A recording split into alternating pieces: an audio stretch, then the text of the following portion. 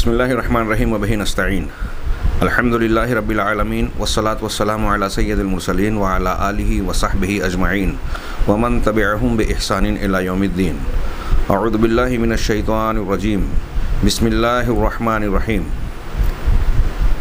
अल्लाहु ला इलाहा इल्ला हुवल हय्युल क़य्यूम ला ताख़ुज़ुहु सिनतुन वला नौम लहू मा फ़िस समावाति व मा फ़िल अर्ज़ मन ज़ल्लज़ी यशफ़अु इन्दहु इल्ला बिइज़्निहि यअलमु मा बैना अयदीहिम व मा ख़ल्फ़हुम वला युहीतून बिशैइन मिन इल्मिहि वला युहीतून बिशैइन मिन इल्मिहि इल्ला बिमा शाअ वसिअ कुर्सिय्युहुस समावाति वल अर्ज़ वला यऊदुहु हिफ़्ज़ुहुमा व हुवल अलिय्युल अज़ीम।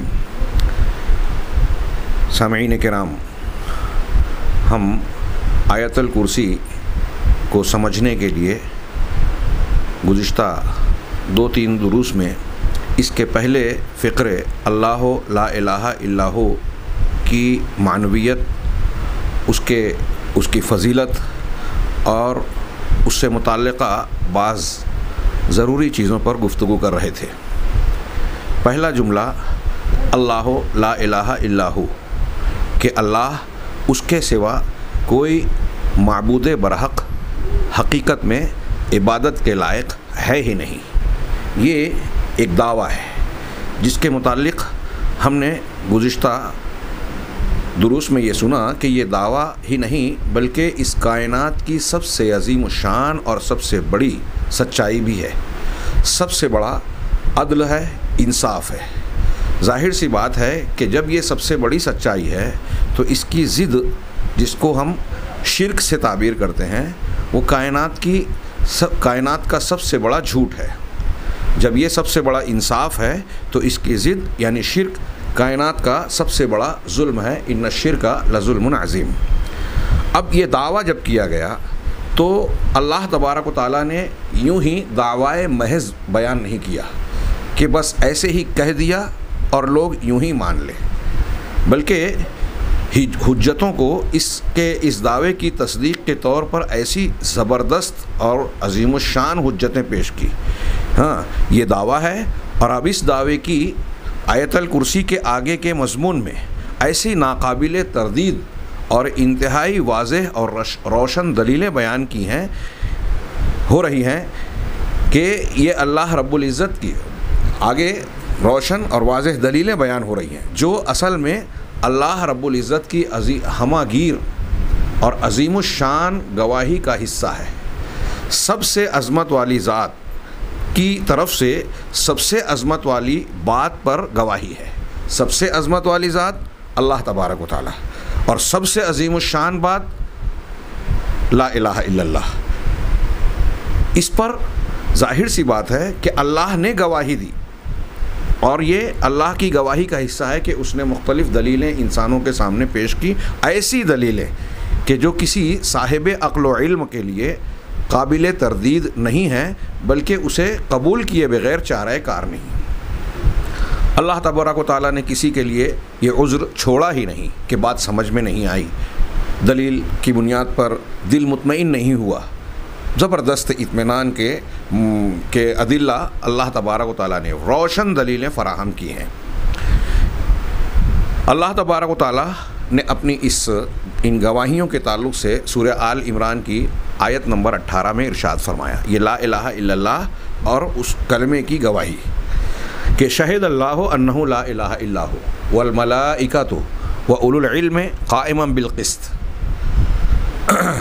ला इलाहा इल्ला हुवल अज़ीज़ुल हकीम।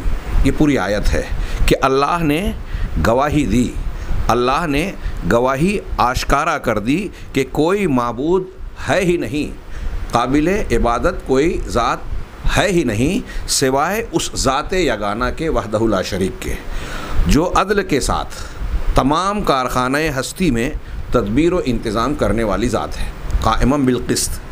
और इसी बात की यानी ला इलाहा इल्लल्लाह की कि कोई माबूद बरहक़ नहीं है, इसी बात की गवाही अल्लाह के साथ साथ फ़रिश्ते भी दे रहे हैं, इसी बात की गवाही। और वो फ़रिश्ते भी अपनी शहादत देते हैं और वो लोग भी ये गवाही दे रहे हैं जो इल्म रखने वाले हैं, व उलुल इल्म। हाँ, कोई माबूद नहीं मगर वही एक ताकत व गलबे वाला, वही एक ज़ात के जो ताकत व गलबे वाला और हिकमत वाला है। उसने अपनी ताकत व गलबे के मुताबिक पूरी कायनात हस्ती को अपनी कंट्रोल में रखा है और इंतज़ाम व इंसराम कर रहा है, और अपनी हिकमत की बुनियाद पर इस कायनात की हर चीज़ को अदल व इंसाफ के साथ उसके मकाम पर रखा है। अज़ीज़ व हकीम। अब यहाँ अल्लाह तबारक व तआला का ये इरशाद भी बड़ा अज़ीमुश्शान और बड़ा माना खेज़ वसी मफ़हूम अपने अंदर समेटे हुए हैं। अल्लाह तबारक व तआला ने गवाही दी। आप थोड़ी देर के लिए इसको यूँ सोचिए कि दुनिया में हर इंसान बहुत सारी बातें दूसरों से सुनकर जानता और मानता है, और जिन लोगों से ये बात सुनता है उनके मकाम और हैसियत के मुताबिक इसके दिल में जो उसका मकाम है उसकी बुनियाद पर उसकी बात पर एतमाद करता है कि ये बात तो फ़लाँ शख्स ने कही जो मेरे लिए काबिल एतमाद और काबिल भरोसा है। अरे ख़ुद फ़लाँ शेख ने ये बात कही है, ख़ुद फ़लाँ ने कही है, मेरे वालिद ने कही है, मेरे दादा ने बयान की है, और फ़लाँ ने बयान की है। ये जो मैं बयान कर रहा हूँ हर एक अपने एतबार से सोचे कि एक शख्स के जहन व दिमाग में कोई ऐसा शख्स है जिस पर वो बहुत ज़्यादा भरोसा करता है और उसे यकीन है कि ये आदमी झूठ नहीं बोलता, ये आदमी सच्चाई के ख़िलाफ़ नहीं जाता। ऐसा यकीन जिस शख्सियत पर है, वो जब कोई ख़बर देता है तो ये आँख बंद करके उसकी ख़बर पर एतमाद करता है। ये एक आम सा उसूल है, आम सी एक अक़ली बात है। अब इसको आप इस अल्लाह तबारक व तआला की गवाही पर के तनाजुर में देखिए कि एक बात की गवाही रब्बुल आलमीन, कायनात का बनाने वाला, पालनहार, रहमान व रहीम दे रहा है। वमन अस्दक़ु मिनल्लाहि क़ीला वमन अस्दक़ु मिनल्लाहि हदीसा। अल्लाह से ज़्यादा सच्ची बात वाला, सच्चे कौल वाला कौन हो सकता है? कोई हो ही नहीं सकता। और फिर अल्लाह की ज़ात जो हर सिफ़ात में कामिल है, जो हर ऐब से पाक है, तो झूठ का तो यहाँ सवाल ही पैदा नहीं होता। झूठ का कोई सवाल ही पैदा नहीं होता कि रब्बुल इज़्ज़त की गवाही या किसी बात में कोई खोट, कोई कमज़ोरी या झूठ का पहलू हो, सवाल ही नहीं। अब हम कायनात के इंसानों को ये बताएं कि भाई देखिए, ला इलाहा इल्लल्लाह वो कलमा है जिसके सच होने पर, हक़ होने पर आपको, हमको, इस पूरी दुनिया और कायनात को बनाने वाले की गवाही पेश कर रही है। अगर वो इस बात पर एतमाद कर ले कि ये रब्बुल आलमीन की गवाही है, तो क्या वो इसे झुटला सकेगा? जो दुनिया में अपने किसी मुअतमद इंसान को, जबकि उससे गलती का इम्कान है, उसके इल्म में ख़ता का इम्कान है, मैं एक बात की गवाही दे रहा हूँ, मेरे एतबार से सही है। अब इस वक्त मैं यहाँ मौजूद हूँ, कोई एक शख्स और मौजूद है, हाँ, मैं यहाँ से बाहर निकला और किसी ने मुझसे सवाल किया कि फ़लाँ शख्स मौजूद है या नहीं, मैंने कहा हाँ मौजूद है। अब कुछ देर के बाद वो शख्स यहाँ से चले गए, यहाँ से कोई दूसरा आदमी बाहर निकला और उससे जब साइल ने सवाल किया कि फ़लाँ शख्स मौजूद है, तो उसने कहा नहीं मौजूद नहीं है। तो कहेंगे कि अबू रिज़वान तो अभी कह रहे थे कि वो मौजूद है, तो सामने वाला कहेगा कि वो झूठे हैं। मैंने अगरचे सच कहा, लेकिन मेरा इल्म मेरी मौजूदगी तक महदूद था, और जब मैं मौजूद नहीं था तो वो गैर मौजूद हो गए। अब मेरी बात अगरचे उस वक्त के लिए सही थी जब मैंने देखा था, लेकिन अब दुरुस्त नहीं है। मैं जानते बूझते झूठ नहीं बोल रहा हूँ, लेकिन वाक़े के मुताबिक ये बात नहीं है। तो ऐसा मुमकिन है। फिर भी यानी मैं ये अर्ज़ करना चाहता हूँ कि दुनिया के जिन लोगों पर एतमाद किया जाता है उनसे भी ख़ता का इम्कान है, उनकी ख़बर में भी गलती का इम्कान और गुंजाइश मौजूद है। फिर भी आदमी जिन लोगों के बारे में एतमाद करता है उसकी बात को आँख बंद करके कबूल कर लेता है। यहाँ तो अल्लाह रब्बुल इज़्ज़त की ज़ात बाबरकात, अल्लाह अज़्ज़ व जल की जानिब से इस किस्म की ख़ता का कोई इम्कान और कोई गुंजाइश है ही नहीं। लिहाजा जब रब्बुल आलमीन एक बात की गवाही दे रहा है तो हर मरबूब को, हर मखलूक को, हर इंसान और हर जिन को इसे आँख बंद करके बिला तरद्दुद फ़ौरन कबूल कर लेना चाहिए। मगर अब यहाँ एक सवाल ये पैदा होता है कि अल्लाह रब्बुल इज़्ज़त ने गवाही दी, फ़रिश्तों ने गवाही दी, उलुल इल्म ने गवाही दी। उलुल इल्म की गवाही हम सुन सकते हैं, देख सकते हैं, उनकी किताबों में पढ़। अल्लाह की गवाही हम कैसे जानते हैं? फ़रिश्तों की गवाही हमें कैसे मालूम होगी? तो अल्लाह तबारक व तआला ने गवाही कहाँ दी, कैसे दी, इसमें एक लंबी चौड़ी बहस की जा सकती है। आप अगर कुछ तफसील चाहते हैं, मामूली सी कुछ तफसील, आपको इसी आयत की तफसीर में तफसीर सादी में काफ़ी अच्छे अंदाज में मिलेगी। और उन्होंने इस आयत की वजाहत करते हुए कि अल्लाह ताला ने समई, बसरी, आफाक और अनफुस में ऐसे दलाइल बिखेरे हैं कि अक़ली एतबार से, नकली एतबार से, अम्बियाए कराम अलैहिमुस्सलातु वस्सलाम के हवाले से दलाइल का अंबार लगा दिया है कि ला इलाहा इल्लल्लाह के सिवा कोई कलमा बरहक हो ही नहीं सकता। ये बिल्कुल ऐन हक़ है, ऐन सच्चाई है, और इसी के लिए कायनात को बर्पा किया है परवरदिगार ने, ज़िंदा किया है। इसी की बुनियाद पर सारे फ़ैसले क़यामत के दिन होंगे। अल्लाह तबारक व तआला ने आफाक और अनफुस में, इंसान की अपनी ज़ात में भी और कायनात में हर तरफ तौहीद की दलीलें बिखेरी है। शेख अब्दुर्रहमान बिन नासिर अस्सादी रहमहुल्लाह ने इस आयत की तफसीर करते हुए तौहीद की मुख्तलिफ़ किस्म की दलीलों का तज़किरा किया कि इसकी अक़ली दलीलें और नकली दलीलें बेशुमार हैं। अक़ली दलीलों में से चंद ये हैं, उन्होंने कुछ मिसालें बयान की। नकली दलीलों में से चंद ये हैं, कुछ मिसालें बयान की। हाँ, अब इंसान के लिए अगर वो आँख खोल रहा है तो आँख से देख रहा है कि कायनात में चीज़ें मौजूद हैं, इसमें गौर व तदब्बुर करेगा तो इसे आसानी से मालूम हो जाएगा कि मखलूक है तो खालिक भी है, हिकमत है तो हकीम भी है, रुबूबियत है, पालनहारी है, तो इसका मतलब रब भी है, पालने वाला भी है। ऐसा मुमकिन ही नहीं हो सकता कि कोई फ़ेल, काम और अमल हो रहा है, मफ़ऊल है, और उस मफ़ऊल का करने वाला फ़ाइल मौजूद ना हो, ये नामुमकिन बात है। तो अपनी आँखों से बहुत सारी दलीलों को देखता है, कानों से सुनता है। कानों से सुनता है, पहले तौरात थी, इंजील नाजिल हुई, अब कुरान है जो महफूज है और तौहीद की इंतहाई ज़बरदस्त, मजबूत, रोशन दलीलें पेश कर रहा है, जिसमें शक व शुबे की कोई गुंजाइश नहीं रह जाती। उनको कानों से सुनता है, दिलो दिमाग से गौर करता है, आँख से देखा, कान से सुना और दिलो दिमाग से इन देखी और सुनी चीज़ों के मुतालिक फ़ैसला कर रहा है। सिर्फ इतना ही नहीं, कुरान और हदीस ये कहते हैं कि इंसान की फितरत और दिल के अंदर भी अल्लाह ने तौहीद की दलील रखी है। कुल्लु मौलूदी यूलदु अलल फितरा फ़अबवाहु युमज्जिसानी युनस्सिरानी युहव्विदानी और युनस्सिरानी और युमज्जिसानी। हर बच्चा फितरत पर पैदा होता है, माँ बाप उसे यहूदी, नसरानी, मजूसी बना लेते हैं।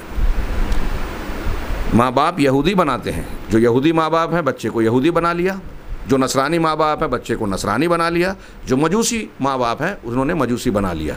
अल्लाह के नबी सल्लल्लाहु अलैहि वसल्लम ने जब ये बात फरमाई तो इस्लाम के अलावा इर्द गिर्द में यही 3 मज़हब मुतारफ़ थे, इसलिए इन 3 का जिक्र किया। बाकी सब मज़हब भी इसमें आ गए कि जो दूसरे मज़हब हैं इस्लाम के अलावा, जिस मज़हब को माँ बाप मानते हैं अपने बच्चों को वही सिखा देते हैं। लेकिन अल्लाह के रसूल सल्लल्लाहु अलैहि वसल्लम ने फरमाया कि हर बच्चा फितरत पर पैदा होता है। तो फितरत क्या है? अल्लाह के रसूल सल्लल्लाहु अलैहि वसल्लम ने ये नहीं कहा कि हर बच्चा जो है माँ बाप उसे मुस्लिम बनाते हैं, क्योंकि वो फितरत पर पैदा हुआ, वो फितरत इस्लाम है। माँ बाप मुसलमान नहीं बनाते, फितरत पर तो अल्लाह ताला ने पैदा किया, पैदाइशी इंसान मुसलमान होता है, पैदाइशी तौर पर अल्लाह तबारक व तआला का महकूम और आबिद होता है, उसका ग़ुलाम और बंदा होता है, कुरान और हदीस का मानने वाला फितरी तौर पर होता है। तो अंदर से भी अल्लामा इब्न तैमिया ने बड़ी प्यारे अंदाज में इनकी इस फितरी दलील की वजाहत की। वइज़ अख़ज़ रब्बुका मिन बनी आदम मिन ज़ुहूरिहिम, सूरह आराफ की जो आयत है कि अल्लाह ने आदम की पीठों से, बनी आदम की पीठों से मखलूक को निकाला और उनको गवाह बनाया, पूछा कि क्या मैं तुम्हारा परवरदिगार नहीं हूँ। इसके ज़िम्न में उनकी तशरीहात मुलाहज़ा फरमाएँ। तो फितरत में भी है, अंदर से आँख, कान, दिलो दिमाग देख रहे हैं, अक्ल फ़ैसला कर रही है, फितरत उसकी तायीद कर रही है, और ये कुरान हदीस की दलीलें हमारे सामने बिखरी पड़ी हैं। इन तमाम दलीलों को मिलाकर इंसान इस गवाही को अच्छी तरह से जान लेता है। दुनिया का कोई भी इंसान हो, पढ़ा लिखा हो, साइंटिस्ट हो, डॉक्टर हो, प्रोफेसर हो, इंजीनियर हो, किसी भी शोबे ज़िंदगी से ताल्लुक़ रखने वाला हो, एक खेत में हल चलाने वाला किसान हो, जंगल में लकड़ियाँ काटने वाला एक लकड़हारा हो, एक मज़दूर जो किसी फैक्ट्री में, कारखाने में मज़दूरी कर रहा है, एक शख्स जो बोझ उठाकर हमाली कर रहा है, इन तमाम लोगों का कोई भी मुस्तवा और मेयार हो, अगर शऊर है तो कुरान और हदीस में उन्हें इस कुरान और हदीस की दलीलें उनके मुतमईन करने के लिए काफ़ी है। मुझे याद आ रहा है, अहमद दीदाद ने सवाल किया किसी ऑस्ट्रेलिया के देहाती शख्स से कि तुम्हारा रब कौन है? तो उसने कहा मेरा रब वो है अपनी ऑस्ट्रेलवी ज़बान में, और अहमद दीदात ने उसकी जुमले को नकल करने के बाद कहा कि मैं तर्जुमा करूँगा तो कुछ लोग हैरत करेंगे या ताज्जुब करेंगे, हो सकता है कुछ हंसें, लेकिन जब उस परमाना पर गौर करेंगे तो पता चलेगा कि ऑस्ट्रेलिया का ये जाहिल देहाती लंदन और वाशिंगटन के उन पढ़े लिखे लोगों से कहीं ज़्यादा अक़ीदे में दुरुस्त और आला है जो अल्लाह के साथ दूसरों को शरीक करते हैं। उस देहाती ने जो जवाब दिया उसका माना और मफ़हूम ये था कि मेरा रब वो है जिसे हाजत नहीं आती, यानी जो पाखाने के लिए नहीं जाता। शेख अहमद दीदात रहमहुल्लाह ने इस पर तबसरा करते हुए कहा कि आप इसके जवाब पर गौर करें तो हो सकता है पहले मरहले में आपको भी अजीब सा लगे, लेकिन अब जब आप गहराई में गौर करेंगे तो देहाती की सादे और देहाती अंदाज में कही हुई बात को कुरान ने बड़े आला अंदाज में बयान किया है। हज़रत मसीह ईसा अलैहिस्सलातु वस्सलाम और उनकी वालिदा को जो लोग पूजने के लायक मानते हैं, अल्लाह का बेटा और अल्लाह का शरीक ठहराते हैं, उनकी तरदीद करते हुए कुरान ने जहाँ बहुत सी बातें कहीं इरशाद फरमाई, वहाँ एक जुमला ये कहा काना याकुलानी ताम, कि वो दोनों यानी हज़रत ईसा अलैहिस्सलाम और उनकी वालिदा हज़रत मरियम अलैहिस्सलाम, काना याकुलानी ताम, वो दोनों खाना खाते थे। अब थोड़ी देर के लिए सोचिए कि कुरान अल्लाह का कलाम, अल्लाह की किताब हिदायत, क्या उस किताब में किसी के बारे में सिर्फ ये ख़बर दी जाएगी कि वो खाना खाते थे, वो रात में सोते थे, वो फ़लाँ काम करते थे? अल्लाह की किताब या किताब हिदायत में यहाँ हिदायत का पहलू क्या है? हिदायत का पहलू यही है कि ये तौहीद की बहुत बड़ी और ज़बरदस्त दलील है। काना याकुलानी ताम, वो दोनों खाना खाते थे, मतलब उन्हें भूख लगती थी, मतलब उन्हें बशरी तकाज़े और बशरी कमज़ोरियाँ लाहिक होती थीं। उनके अंदर कमज़ोरी है, मखलूकियत और अब्दियत के औसाफ पाए जाते हैं जिसमें कमज़ोरी है, मोहताजगी है। लिहाजा जो परवरदिगार होगा, जो उलूहियत और माबूदियत के लायक होगा, उसके अंदर कोई आजिज़ी, कोई कमज़ोरी, कोई ऐब, कोई ज़रूरत, एहतियाज, इफ्तिकार नहीं हो सकता। और हज़रत ईसा अलैहिस्सलाम और उनकी वालिदा को भूख लगती थी, इसलिए खाना खाते थे। अब अहमद दीदात ने आगे तशरीह की कि जब एक आदमी खाना खाएगा तो उसे पाखाने की हाजत भी होगी, भूख लगती है, खाना खाते हैं तो इंसान का जिस्म ज़रूरी अज्ज़ा को, जो जिस्म की ज़रूरत और जिस्म के लिए ज़रूरी चीज़ें हैं, उसको जज़्ब करने के बाद फाजिल मादे को खारिज करता है। तो जो भूखा होता है, जिसको खाने की ज़रूरत पेश आती है, उसे हाजत भी पेश आती है, क़ज़ाए हाजत के लिए भी जाता है। ऑस्ट्रेलिया के देहाती ने बाद वाली बात कही और कुरान ने बड़े बलीग़ अंदाज़ में ये कहा कि वो दोनों खाना खाते थे। अब इस एक मेयार पे जोड़ लीजिए, दुनिया में जितने लोग पैदा हुए, जिनको जिनको भूख लगती थी वो सब कट गए इबादत के हक़दार होने में, रुबूबियत के हक़दार होने में। अल्लाह तबारक व तआला ने, मैं ये अर्ज़ करना चाहता हूँ कि अपनी रुबूबियत और उलूहियत की दलीलें इतनी आम कर रखी है कि एक आम से आम इंसान, देहात और जंगल में रहने वाला इंसान भी तौहीद को जान लेगा। यही अल्लाह की गवाही है, शहीद अल्लाह हो, अल्लाह ने गवाही दी। अब जब कोई इस तरह का सवाल करता है, मेरे पास एक शख्स आया और उसने कहा कि मेरी बीवी नामुस्लिम है। उसने जो है जब वो कुरान हदीस का और दीनी कुतुब का मुताला किया और ख़ास तौर से उसने जब जहन्नम और उसकी हौलनाकी को पढ़ा कि जो लोग शिर्क और कुफ्र पे मरेंगे उनको ऐसा दर्दनाक अजाब होगा, उसकी कुछ तफसीलात पढ़ी तो उसका दिल दहल गया। उसने बड़ी बेचैनी से मुझसे सवाल किया कि मेरे वालिद भी गैर मुस्लिम थे, इंतकाल कर गए, हम लोग पहले फ़लाँ मज़हब के थे, लेकिन मेरे वालिद को तो किसी ने तौहीद इस्लाम बताया ही नहीं, ला इलाहा इल्लल्लाह मुहम्मदुर रसूलुल्लाह की शहादतों को समझाया ही नहीं। हाँ, दुनियावी एतबार से मेरे अब्बा बड़े नेक थे, अच्छे काम करते थे, अपनी हैसियत के मुताबिक गरीबों और हक़दारों का बड़ा ख्याल रखते थे, उनका हाथ खुला हुआ रहता था, बड़ा दान पुण्य करते थे। तो उस बच्ची ने, एक वालिद की मोहब्बत फितरी तौर से थी, अपने वालिद की अच्छाइयों का जिक्र करके ये सवाल उठाया कि जब मेरे वालिद इतने अच्छे थे और उन्हें किसी ने तौहीद बताई नहीं और बग़ैर तौहीद के वो शिर्क पर मर गए, तो क्या वो जहन्नम में जाएंगे? गोया उसका दिल इस बात को कबूल नहीं कर रहा था कि अगर ऐसा होगा तो ये तो जुल्म होगा। तो उसने कहा कि मुझे इसका इत्मीनान बख्श जवाब मिलना चाहिए। उसके शौहर ने कुछ दोस्तों के साथ कुछ लोगों से सवाल किया, बाज़ लोगों से कुछ जवाब भी मिले, इत्मीनान नहीं हुआ। मुझसे भी मुलाकात हुई। उन्होंने मुझसे सवाल किया और एतराज़ बताया, दूसरों के जवाब भी बताए कि ऐसा ऐसा किया, लेकिन इत्मीनान नहीं हो रहा है। तो मैंने कहा कि इसके जवाब कई पहलू से हो सकते हैं। जिन लोगों पर अगर हम ये मान लेवें कि जिनके पास तौहीद की दावत नहीं पहुंची, उनका क्या हुक्म होगा क़यामत के दिन, या मुशरिकीन के बच्चों के सिलसिले में, तो इसमें उलमा के बड़े अक़वाल हैं, उसमें क्या राज़ है मैं अभी उस बहस में नहीं जाता। मैंने जो उन्हें समझाने के लिए पहली बात कही कि एक सवाल ये पैदा होता है, अगर उनके वालिद को या किसी भी इंसान को फ़र्ज़ कीजिए कि किसी ने तौहीद की तालीम नहीं दी, तौहीद नहीं सिखाई, उसके दलाइल बज़ाहिर हमको ऐसा लगता है कि कुरान नहीं समझाया या सुनाया, अल्लाह का कलाम रसूलुल्लाह सल्लल्लाहु अलैहि वसल्लम की तालीमात उनके सामने पेश नहीं की गई, लेकिन उसके बावजूद अल्लाह ताला का ये उसूल है कि जब तक रसूल मबूस नहीं करता या हुज्जत कायम नहीं करता, किसी को अज़ाब नहीं देता। हम उस वक्त तक किसी कौम को अज़ाब नहीं देते जब तक कि रसूल को मबूस ना कर ले, कुरान ने कहा।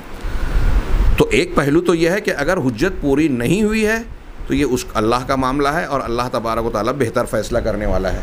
इस सिलसिले में उलमा के अक़वाल कुछ तवक्कुफ़ से ताल्लुक़ रखते हैं, कुछ कहते हैं कि क़यामत के दिन अल्लाह ताला इस तरह फ़ैसला करेगा। लेकिन यहाँ सवाल दूसरा मैं ये पूछना चाहता हूँ जो उनसे मैंने किया असल जवाब देने से पहले, कि सवाल ये पैदा होता है कि अगर किसी इंसान को तौहीद की तालीम नहीं पहुँची तो शिर्क की तालीम कहाँ से पहुँची। अगर वो शिर्क कर रहे हैं, किसी बुत की परस्तिश कर रहे हैं, किसी दरख्त को पूज रहे हैं, किसी शख्सियत के आगे झुक रहे हैं, कायनात की किसी मखलूक को काबिल इबादत समझ रहे हैं, तो उस काम करने की उनके पास क्या दलील है, क्यों किया। फितरत तो तौहीद है। अगर हम किसी की जब पूजा करने जाएंगे तो दिल में ये सवाल तो होगा ना कि हम इसको अपना माबूद मान रहे हैं, इसके आगे अपना सर टेक रहे हैं, रुकू सजदा कर रहे हैं, इसके नाम पर फ़लाँ और फ़लाँ नेकी और अच्छा काम कर रहे हैं, इसको अपनी मुसीबत में पुकार रहे हैं, तो हमारे पास क्या प्रूफ और दलील है कि जब हम इसको पुकारेंगे तो ये हमारी पुकार सुनेगा, इसके सामने झुकेंगे तो ये माबूद की हैसियत से हमारी मुश्किलात को आसान करेगा, हमें नुकसानात से बचाएगा। इसकी कोई दलील प्रूफ है। कुरान ने कई मकामात पर कहा कि ये ऐसे लोगों की परस्तिश करते हैं कि मा ताबुदूना इल्ला अस्माअन सम्मयतुमूहा अंतुम व आबाउकुम मा अंज़लल्लाहु बिहा मिन सुल्तान। जिन लोगों की तुम परस्तिश कर रहे हो, ये बस कुछ नाम हैं कि ये फ़लाँ देवी देवता हैं, ये फ़लाँ गौस हैं, ये फ़लाँ मुश्किल कुशा हैं, ये फ़लाँ ज़रूरत को पूरी करने वाले हैं, ये फ़लाँ इलाके के फ़लाँ मुकल्लफ़ जो हैं देवता देवी और इनके हाथ में कायनात के फ़लाँ तसर्रुफ़ है। ये तुमने और तुम्हारे बाप दादा ने नाम रख रखा है कि ये ऐसा कर सकते हैं। मा अंज़लल्लाहु बिहा मिन सुल्तान, अल्लाह ने इस पर कोई सुल्तान, कोई वाज़ेह दलील उतारी ही नहीं है। तो शिर्क के बातिल होने की, इससे पहले भी मैंने ये जुमला कहा था, सबसे बड़ी दलील ये है कि उसके हक होने की एक भी दलील नहीं है, एक भी दलील नहीं है जिसको दलील प्रूफ कहा जाएगा। साइंटिफिक दौर है आज का। आज दुनिया यूँ भी इल्मी दुनिया किसी बात को बग़ैर प्रूफ के, बग़ैर दलील के नहीं मानती। और हम ये कहते हैं कि 1400 साल पहले नाजिल होने वाला दीन कुरान और नबी करीम सल्लल्लाहु अलैहि वसल्लम की शरीयत आज के दौर के एतबार से भी सबसे ज़्यादा साइंटिफिक है, सबसे ज़्यादा अक़ली है, सबसे ज़्यादा दलाइल से मुज़य्यन है। दुनिया का कोई दीन व मज़हब अपनी बातों को जो मानता है, समझाता है, कबूल करता है, उस पर उस तरीक़े से दलीलें कायम नहीं करता जिस तरह इस्लाम अपने दावों पर दलीलें कायम करता है। और इसका जो सबसे असलुल उसूल बुनियादी दावा है ला इलाहा इल्लल्लाह, इस पर जितने प्रूफ देता है मुझ जैसे बल्कि मुझसे बहुत बड़े बड़े उलमाए कराम इसको बयान करते रहें, ख़त्म नहीं होगी। हमारी ज़िंदगियाँ ख़त्म हो जाएगी लेकिन तौहीद की दलीलें ख़त्म नहीं होगी, इतने प्रूफ हैं। तो सवाल ये पैदा होता है कि तौहीद की हर इंसान को मुतमईन करने वाली बेशुमार दलीलें हमारी ज़ात में, हमारी ज़ात के बाहर, पूरी कायनात में हर तरफ बिखरी हुई हैं। अल्लाह की तमाम किताबों में मौजूद हैं, तमाम फरिश्ते इसकी गवाही दे रहे हैं, तमाम उलमा, अहले इल्म, मोतबर उलमा, अंबिया कराम जिसमें सरे फहरिस्त हैं, सारे के सारे इसी की गवाही दे रहे हैं। इसकी तो इतनी दलीलें मौजूद हैं। अल्लाह के साथ किसी और को अल्लाह का हक़ देने की, जिसे हम शिर्क कहते हैं, उसकी कोई एक दलील भी मौजूद नहीं है, फिर कोई क्यों करे? अगर हमारे दिलो दिमाग में ये सवाल पैदा होता है कि फ़लाँ आदमी ने बिला इल्म के फ़लाँ की पूजा परस्तिश कर ली अल्लाह को छोड़कर, तो उससे गलती क्या हुई, उसको तो किसी ने समझाया नहीं। तो जवाब ढूंढने से पहले ये सवाल तलाश करें, इस सवाल का जवाब ढूंढें कि जब तौहीद को किसी ने नहीं बताया तो शिर्क को किसने सिखाया। अगर हमने माहौल में देखा कि लोग बुतों की पूजा कर रहे हैं और हम भी करने लगे, तो इसी माहौल में हमारे गिरदोपेश में दुनिया में ऐसे लोग भी हैं जो इस बुत परस्ती को, जो इस शिर्क को गुमराही, जुल्म, शिर्क और सबसे बड़ा पाप कह रहे हैं। तो एक इंसान के दिल में ये ख्याल, ये एतराज़ और उलझन उठना चाहिए कि जो अमल हम कर रहे हैं, पहले तो हमारी फितरत में भी उसके ताल्लुक़ से सवालात उठ रहे हैं। दुनिया का कोई मुशरिक ऐसा नहीं मिलेगा जिसके दिल में सवाल ना उठे। जो लोग इस्लाम कबूल करते हैं, आप उनसे सवाल कीजिए, इंटरव्यू लीजिए, तो वो ये कहेंगे कि जब वो अल्लाह के सिवा दूसरों की परस्तिश करते थे तो उनके दिल में सवालात उठते थे। वो अपने उलमा से, अपने बाप दादा से जब उन एतराज़ात को पेश करके सवाल करते थे, मुतमईन होना चाहते थे, तो इत्मीनान दिलाए बगैर आम तौर से उनको खामोश कर दिया जाता था कि हमारे पुरखे, हमारी कौम, हमारी नस्ल, हमारे बाप दादा यही मानते आए हैं, लिहाजा इसी को मानो। ये दुनिया की एक बहुत बड़ी सच्चाई और सदाकत है। बाप दादा की तकलीद या बाप दादा के हवाले से बग़ैर दलील के लोगों को खामोश कर दिया जाता है और लोग इस पर मुतमईन भी हो जाते हैं, वो जो शिर्क और कुफ्र में पड़े हुए हैं। ये दलील नहीं है कि हम बाप दादा के कहने की बात को हवाला बनाएं और उसके मुकाबले में अंबियाए कराम अलैहिमुस्सलातु वस्सलाम ने जो किताब दी, तालीम दी, दलीलें पेश की, अल्लाह ताला आफाक और अनफुस में, दिलों में और फितरत में जो दलाइल वदियत कर दिए हैं, हमको दिखा रहे हैं, जो रोशन चीख चीख कर कह रहे हैं कि इनका बनाने वाला है। और ये जिनको हम पूज रहे हैं, ये तो हरकत भी नहीं कर सकते, हमारी पुकार नहीं सुन सकते, सुन ले तो जवाब नहीं दे सकते, एक मक्खी पैदा नहीं कर सकते, तो सवाल ही पैदा नहीं होता कि वो हमें पैदा करें, हमारी ज़रूरत की चीज़ों को पैदा करें, हमारी हाजतों को सुने और उसे पूरा कर सकें। हाँ, हज़रत इब्राहीम ने कितनी सादी सी बात कही थी। एक आम आदमी सोचता है कि कोई बहुत बड़ी बात नहीं है, लेकिन एक मुशरिक को आप वो जुमला समझा दे सूरह मरियम का, तो शायद वो तौहीद और शिर्क के फ़र्क समझ के तौहीद की हक़ानियत को जान जाए और हो सकता है तौफ़ीक़ मिले तो मान जाए।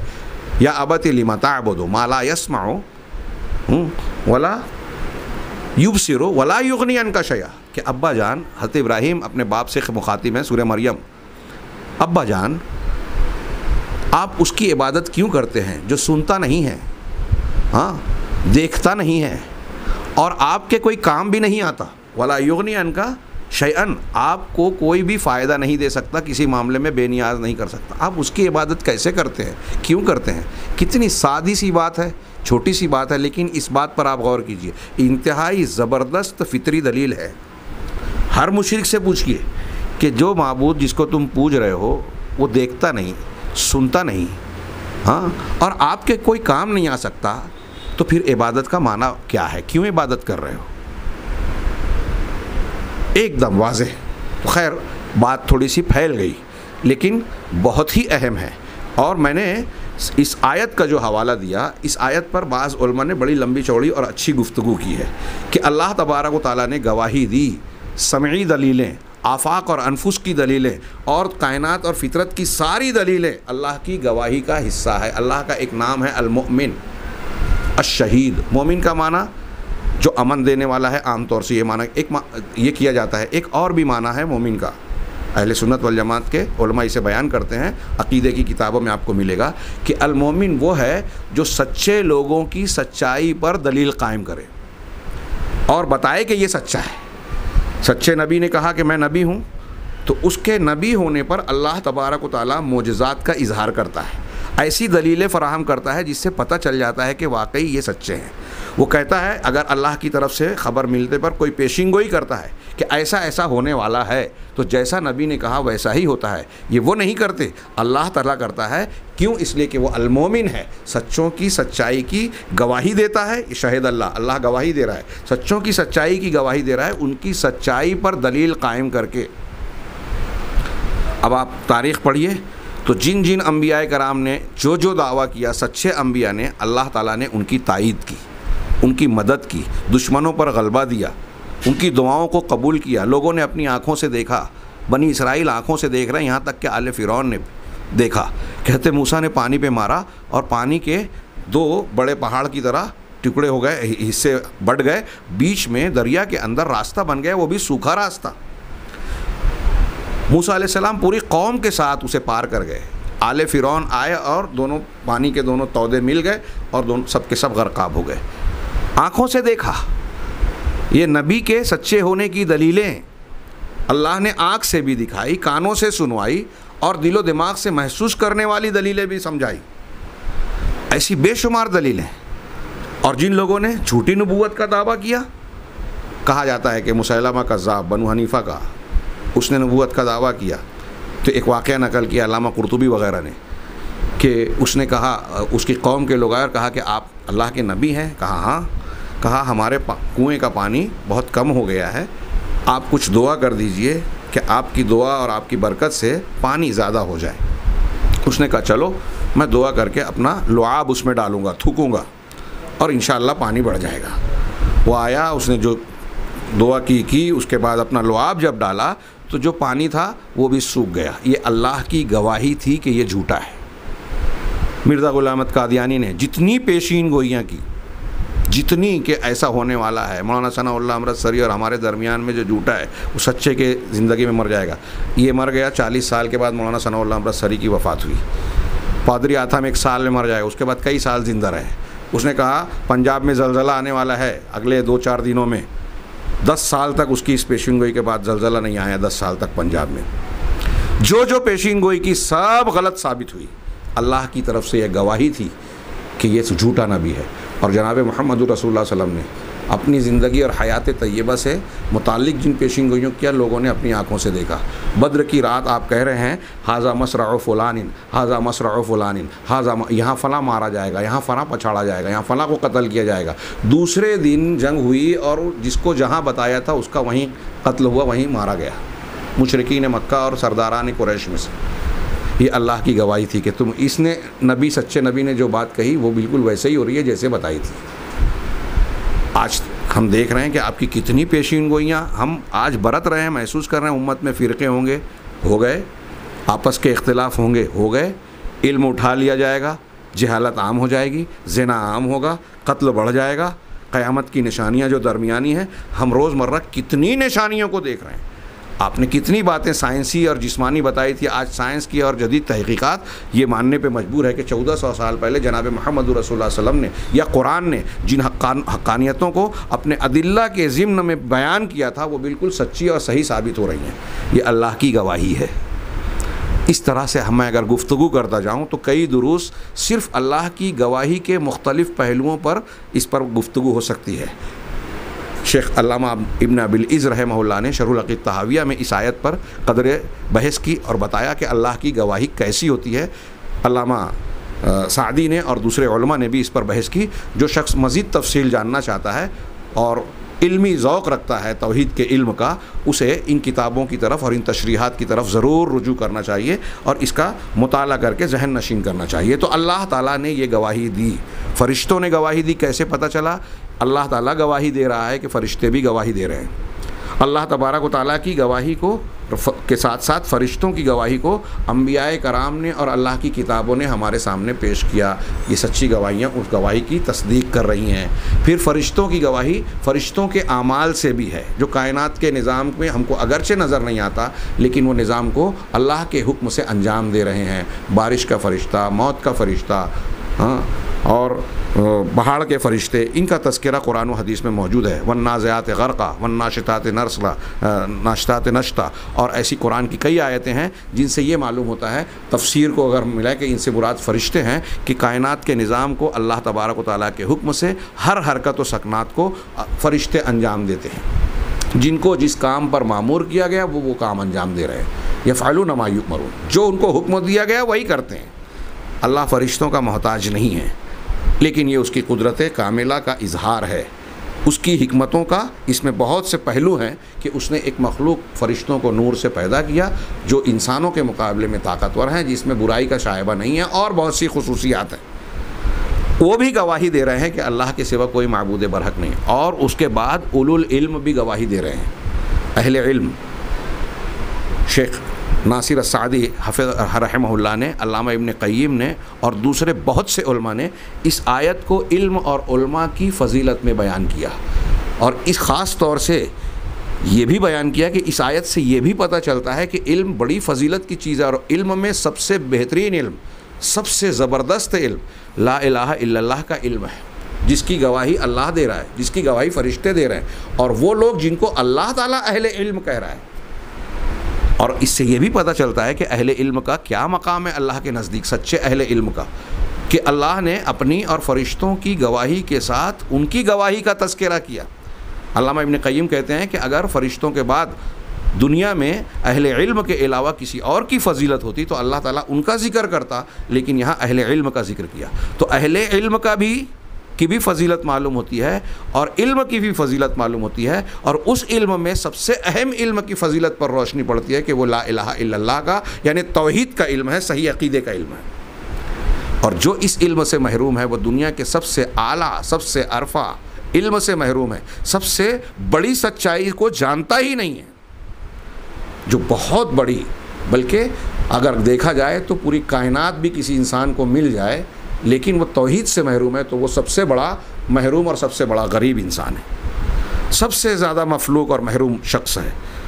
तो बहरहाल इस पे और भी इस आयत पे गुफ्तगू की जा सकती है, लेकिन मैंने आयतुल कुर्सी में अल्लाह ताला ने जो आगे अल्लाह ला इलाहा इल्लल्लाहु की दलीलें दी हैं उसके समझाने के लिए कि ये अल्लाह ताला ने आयतुल कुर्सी में जो अपने औसाफ, सिफ़ात और तौहीद की दलीलें बयान की हैं, ये दरअसल अल्लाह तबारक व तआला की गवाही जो बहुत से पहलुओं को समेटे हुए है उसका एक हिस्सा है। अल्लाह तबारक व तआला ने अल्लाह ला इलाहा इल्लल्लाहु के बाद इरशाद फरमाया, ये अल्लाह की गवाही की आगे दलीलें हैं कि दावा ये सिर्फ़ नहीं है कि अल्लाह के सिवा कोई माबूद बरहक नहीं है। क्यों नहीं है? क्यों नहीं है अल्लाह के सिवा कोई माबूद बरहक? तो सबसे पहली दलील या इस सवाल का पहला जवाब अल हय्यु, कि वो ज़िंदा है। अल क़य्यूम, ये दूसरी दलील है कि वो अल क़य्यूम है। चूँकि अल्लाह अल हय्य है, अल क़य्यूम है, लिहाजा उसके सिवा माबूदियत का हक़दार कोई नहीं है। आज के दर्स का काफ़ी वक्त हो चुका, मैं इंशाअल्लाह अगले दर्स में अल हय्य अल क़य्यूम के माना और मफ़हूम, इनकी जामियत और इनसे मुताल्लिक़ा बाज़ इंतहाई अहम उमूर पर गुफ्तगू करूँगा। अल्लाह तबारक व तआला से दुआ है कि वो हमें कुरान की सही फ़हम और उस पर अमल करने की तौफ़ीक़ अता फ़रमाएँ और उसे अपनी बारगाह में कबूल फ़रमाएँ। व आखिर दावाना अनिल हम्दुलिल्लाहि रब्बिल आलमीन।